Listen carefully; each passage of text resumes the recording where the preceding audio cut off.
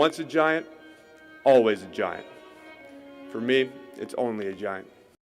What's going on YouTube? Diggy546, and we are in week 3 of not being in the dumpster fire anymore. I think I'm feeling pretty good about how things are going, and the reason I am feeling good about how things are going is because I think the Giants have a great opportunity to do something big in this draft coming up. Now, in this offseason, we filled the quarterback holes, which was a huge problem. We have two quarterbacks who I think are much better than anybody that's been on our roster since 2022, Daniel Jones. They're much better than anything we've had since then. On top of that, we've brought back Darius Slayton. We got Malik Neighbors coming back for a second year. Wan'Dale Robinson is coming back.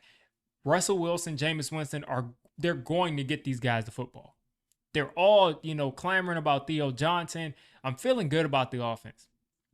I think we'll leave these draft with at least one extra running back that's going to be able to make plays for us. So I'm feeling really good about the offense. Not saying that this is going to be a playoff team next year, but I'm thinking it's going to be the best experience that we've had as far as a week-to-week enjoyable product in a long, long time.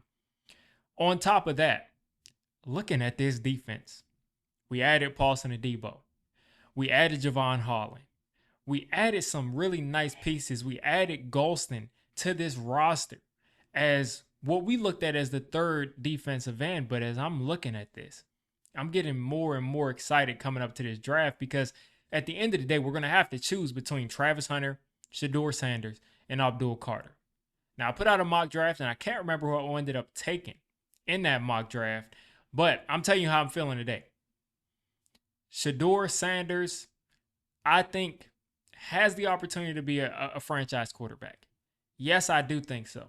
I had him as my quarterback one coming in, but as I watched more and more of the tape, there are just some limitations. I really want a quarterback in here that can put the ball out there for the receiver. Now, he can throw a nice deep ball, but I need a guy that can do it even when things are wrong. I need a guy that can get the ball there every single time, even when he's under pressure and has to spin out and has to throw it off his back foot 50 yards downfield with no issue. And I think Shedeur Sanders may be a guy that can be on time and maybe a guy that can, just win with anticipation over and over again. And I don't think his arm is like a huge problem that people are saying, to where I'm saying like he doesn't have an NFL arm, because I think he does. But things have to go well for Shedeur Sanders to succeed.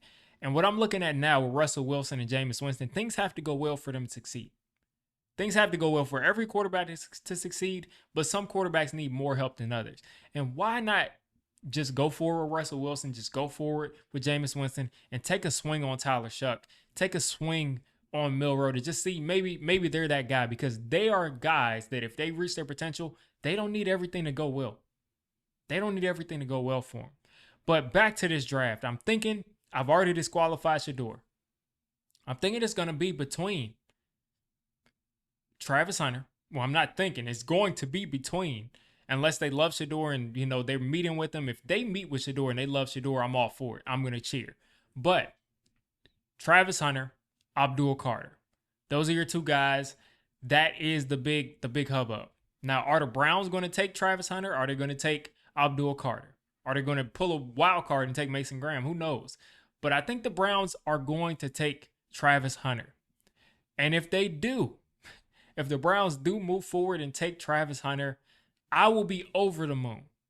Because while I do think Travis Hunter can help us on both sides of the football, I'm still kind of concerned about his fit at corner, because I don't see him as a slot. I don't necessarily see Deonte Banks as a slot. And I'm not all out on Deonte Banks yet, even though I do think that Travis Hunter can be a better outside corner than him. So I'm not out on him, and I wouldn't be upset about it, but I think we're okay there. I think at receiver, I think we're okay there. But at edge, I think we're okay at edge. But a much more valuable position than wide receiver, in my opinion, is edge rusher. And Abdul Carter, if he is healthy, Abdul Carter could come to this roster and line up with Brian Burns and line up with Dexter Lawrence and line up with Kayvon Thibodeau. And this rotation could be ridiculous, because on top of that, we're going to have a chance, whether we take a Shuck or a Milrow in the second round, we're going to have a chance to add a defensive tackle that we like in the third round. We got 2 third-round picks, and this defensive tackle draft is deep. So we're going to add some depth on the defensive tackle spot. We're going to add an edge in Abdul Carter, who I think can be a game changer, who can be a game wrecker. We've seen it.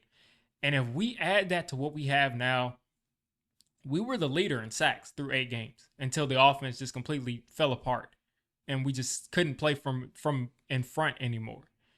But if you add Abdul Carter, and you're basically replacing Azeez Ojulari with Abdul Carter, who I think is bendy like Azeez, except he's more bendy, more explosive, more versatile, is not going to be, I hope at least, he's not going to be as big of a liability that Azeez is against the run. But if he can just be halfway decent against the run, and he comes in and he rushes on third down to start, this defense is going to be ridiculous. Because I think Deonte Banks is a cornerback too, at least for now in his career. Paulson Adebo is a ball hawk. Javon Holland has a history of being a ball hawk. Tyler Nubin in college was a ball hawk. I have my reservations about Nubin, but it seems like the Giants and the Giants fans are full speed ahead on Tyler Nubin. So I'm not going to argue at this point. I hope he proves me wrong. But you have some ball hawks in the secondary, and you have some game wreckers on the defensive line. Dexter Lawrence, game stopper. Brian Burns, game wrecker. He was injured last year, playing through an injury last year, and was still effective. And then you had Abdul Carter to this pass rush, I would be over the moon. I'd be completely over the moon. And if we didn't want to take a quarterback at all this year, and we took Abdul Carter, and then we got one of these, kind of twitchy defensive tackles to line up beside Dex that gives anything in the pass rush game and isn't a liability against the run, it's looking really, really tough for offenses to have to play against this front, because we've watched Philadelphia do it. We've watched Washington do it. We've watched Dallas abuse our offensive line. It's time for us to build the trenches out. Who cares about what we have there with Thibodeau, with Burns? You can always add an extra edge. If you have 2 Pro Bowl edges and you have a chance to add an All-Pro, you're not taking that All-Pro? So that's how I'm feeling about Abdul Carter. Now, of course, if Travis Hunter gets here, I'm going to be ecstatic too, because he's going to be across from Malik Neighbors. He's probably going to be able to play probably both outsides. I don't see him as a slot at all. He's not a refined route runner, but I can see him playing outside. He's going to rotate with Darius Slayton most likely. And then at corner, I think he's a very, very good corner, but I don't think corner is a dire need. You don't really want to rotate your corners like it's a running back or it's like an edge, but with the edge, a fresh edge player is good. A corner has to kind of stay in there, get game flow, and see what's going on. But an edge can come in, make a big play, and go sit down on the bench. So I'm excited about that. I think the pick is going to be Abdul Carter, unless there's something horrible going on with his foot, which I hope isn't true. But you all let me know what you're thinking of possibly adding a guy like Abdul Carter, going in the second round, either getting your quarterback of the future, which almost never happens outside of the first round, or getting a guy like Kenneth Grant, getting a guy like Derek Harmon, who I'm going to have his film session coming out. And I wasn't that high on him at first, but I'm starting to come around here. But if we were to add those 2 players to this defensive line, this line could go from already one of the better lines in the league last year, paper-wise, to being possibly the most dominant defensive unit in the league. And I already uploaded that video last year, but this year it will be a whole different level of it, because I think people forget, just looking at Burns and Thibodeau, like you add Abdul Carter, that already makes things amazing. And then you forget the fact that you have Dex right there. You got Dex right there. And if they decide to pass on Carter because of the foot, add Mason Graham and get a guy like Shamar Stewart in the second or third round. And I'm excited. So I'm going to stop it right there. You all let me know what you think of adding Abdul Carter instead of a Travis Hunter, instead of a Shedeur Sanders. You all let me know what you think.